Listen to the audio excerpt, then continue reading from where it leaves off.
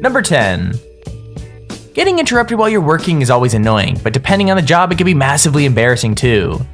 This correspondent during a BBC News broadcast was talking about tension between North and South Korea, but soon the focus was brought to his home life.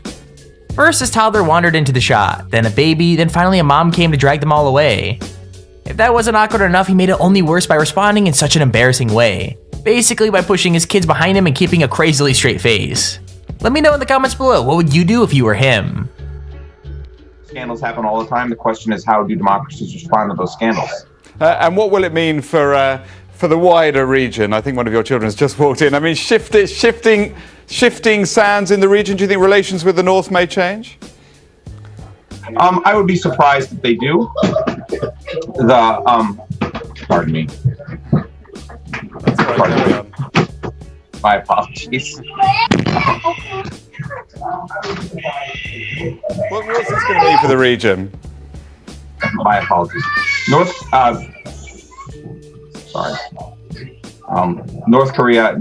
South Korea's policy choices on North Korea have been severely limited in the last. Number 9. With live television, it's a known fact that pretty much anything could go wrong, so why you'd ever want to try something risky is beyond me. This segment should have been simple, with the host celebrating Cheese Doodle Day by cooking some in a pan, but when she attempted a simple flip, they went everywhere. Not only did she start a fire, but it kept coming back each time she stamped it out, and even caused her to screw up and swear live on TV. I mean, if that's how she deals with such a simple recipe, it might be best to avoid cooking segments in the future. Men nu, pinnen kanske kommer. Vänta. Är det klart? Ja, några. Den där kan du ta. Den. Provsmak. Ja, det går fort. Det går fort där. Kasta upp då så här. Jaha, så här. Jag skojar. Nej, men gud. Nej, fan. Jag ber om ursäkt. Det här var inte planerat. Usch, vad. Du skulle inte sagt sådär. Du kommer att brandlarmet kommer ju börja gå. Nej. Nej, men gud. Det här är ju farligt. Så, nu brinner det ingenstans. Nej,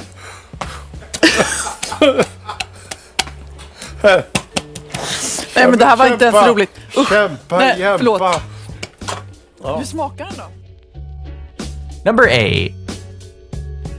Sometimes getting interrupted on camera can be charming, or at least give the reporters a bit of a laugh, but when you're reporting on something serious, it could ruin the take completely. This guy was reporting on a car crash caused by the victim's medical condition when two guys walked past in Gumby and Pokey costumes. I think they were having a night out, as when they saw the camera, they didn't really seem to care, but just seeing them walk in the background was super embarrassing and funny.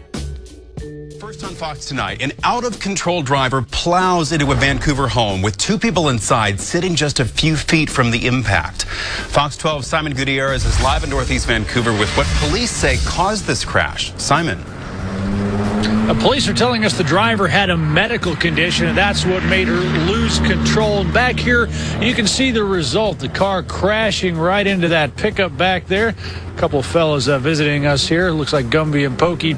Crashing right into that pickup, using that pickup almost like a ramp, and crashing right through the front window of that home, which, as you can see, is several feet up. Number 7. Okay, there are so many questions this clip raises, like how on earth the kid got on set and why he was in the studio in the first place. But I mean, honestly, there's no denying how funny it is. The weatherman was just trying to do his job when a kid ran in front of the screen doing impressions of birds and forecasting quote-unquote lots of toots and farts.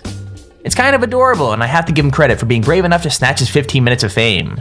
Like, you never know, he might even become a TV personality one day. By the dry air, look at the dew point in the area right now. Right now, dew points in the 20s and near 30 degrees across central Mississippi. Well, hey there. I don't know what's going on, but Zane doesn't know. Are you sure? Are you crazy sure? Well, we've got a little bit of interesting things going on right now. Take a look at what's going on right now. You want to point out the weather right now? Yeah, there are farts everywhere and toots. It's crazy. Take a live look from our Alpha Insurance Sky Cam right now. We've got cloudy skies. Number 6. It wouldn't be a TV fail compilation without at least one clip of a news reporter screwing up their words and changing the meaning of the story completely. This clip should have been a fairly boring story about the price of central heating, but changing just one word made the report a lot more exciting. According to her, we should all be on the lookout for people trying to jack off the price of heating our homes. So yeah, thankfully the anchor recovered pretty quickly, but now her mistake is on the internet for literally anyone to see, and I gotta say, it's pretty awkward. Sask Energy is announcing a proposal to jack up the cost of heating your home by 27 to 30%. A proposal to jack up the cost of heating your home. Number 5. What makes this moment so good is it's impossible to tell exactly what's going on and whether or not BBC News anchor Simon McCoy did it on purpose or not. Simon normally holds an iPad for his segments, but this time he picked up a pack of printer paper instead and still managed to deliver his lines to the camera with a completely straight face. Now it could have been like a last minute mix up, or he could have done it just to see what he could get away with, which is exactly what makes this video so funny.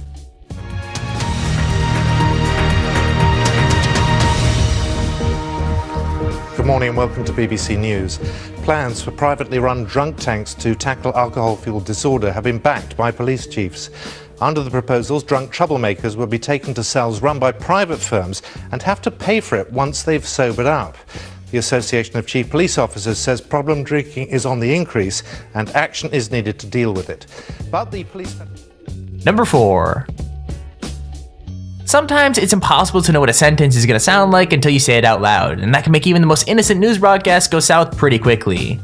Host Karl Stefanovic has become kind of famous for losing it on camera, so when his co-host said the words "pussy get out my pants" in response to a cute cat video, there was no way he was going to keep it together. With that said, him turning bright red all the way through the next segment is pretty hilarious, especially since his co-hosts are trying so hard to be professional. Yeah, now there are a lot of animals out there today celebrating the fact that it's Friday. These little babies are so overwhelmed that they've started wearing your clothes. That's cute. Pussy, get out of my pants.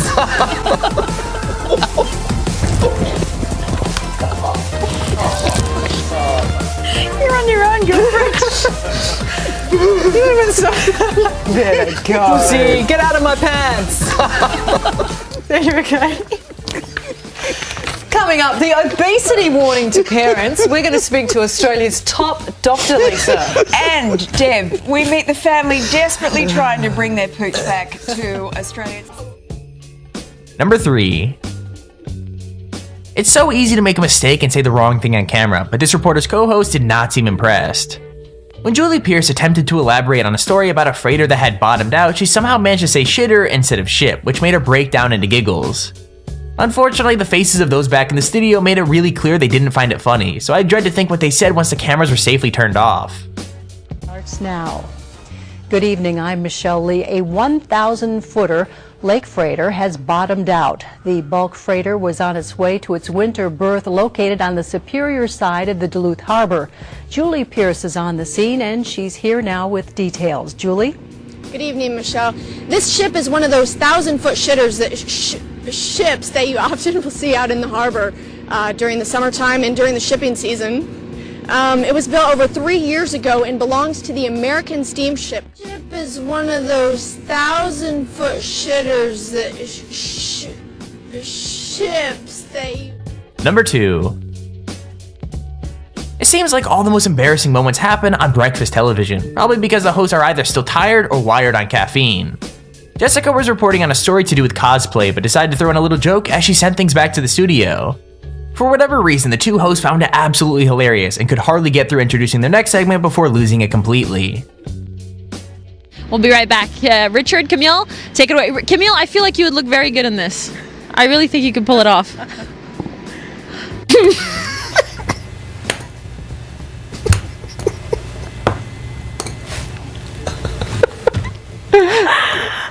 I don't know about that.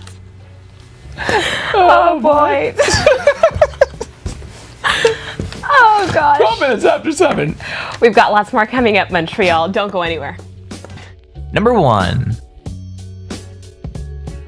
When reporting on the news is your job, most of the time you tend to act, well, sensibly.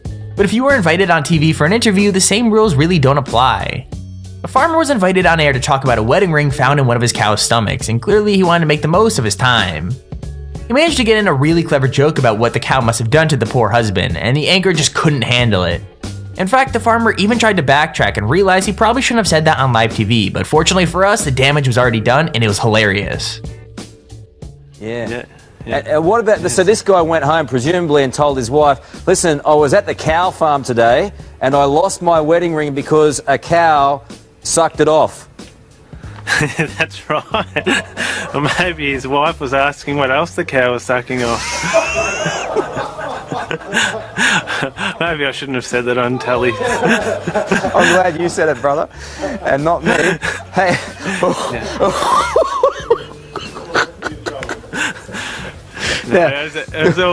He gave us his details. Go on. Yep.